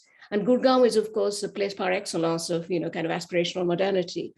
But that, again, is part of the broader reality of Indian middle classes broadly, and the forms of gentrification or exclusionary gentrification that we see in cities. So to that extent, the category of aspiration is useful for us to look at in Gurgaon, but to address broader questions as well. And Garima may like to come in on this. She did some very interesting fieldwork. In fact, much of the fieldwork was done by Garima, Taanya, and Pratichi. So she did some interesting fieldwork on the importance of money and how that shapes the ways in which women think about themselves, their role within the family, and the performance of respectability, and how that then leads to various ways in which they accept patriarchy and often uphold those. So Garima would like to come in more on that.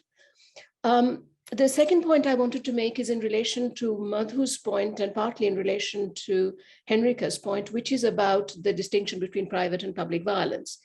Now, we've made the distinction in the context of Gurgaon because violence is seen as public sexual assault, kidnap, rape, and harassment, eve-teasing, all of that. And from everything that Madhu was saying, that is what has captured the national imagination and externalized violence beyond the family and community. It's always out there, as she was pointing out, perpetrated by other types of men, which is what we see very much in Gurgaon as well. And we wanted to move away from that and refocus the national debate on the private sphere. And of course, by the private sphere, I should probably use inverted commas. We have called it domestic violence, but also not necessarily, because it's not related only to the domestic sphere, but private in the sense of private sphere, gated communities, and so on. So I think one of the key points of this project was to refocus the discussion and draw attention to things that are not being talked about. And we hope our documentary film will then also make those points and reach a wider audience beyond academic discussions that we will no doubt be involved in. So I'll stop there. I just wanted to make those points. Garima, were you hoping to jump in quickly? Yeah, okay. Yes, on the point of money, it's quite interesting. Of course, the Gurgaon has been studied through the lens of consumerism, but also because of the speculative economy around land, there is also the big question of money and money as hard cash and how that is managed, and the madness around money and the madness around a lot of the rage on the streets gets linked to new money, new cash, new growth. And it's interesting to also think of Gurgaon specifically as linked to speculative urbanism, speculative economies and cash and money, and how that gets injected into homes and families and relations. And the other point also very quickly on what is specific about Gurgaon is, of course, urban heterogeneity is common. The idea of othering when thinking of risk and safety is common, but it's just on the point that Henrike was earlier making, how specifically this fear and narrative of fear gets woven into how spaces are being created and not just as coming out of spaces. And how fear is a very guiding logic in how Gurgaon is being built and developed. So just quickly. Yeah. I mean, I'll just really quickly jump in as well, just to say something about the specific and the general, because, this is, as I was mentioned, the beginning part of a comparative project where we're also looking, raising similar questions about Johannesburg.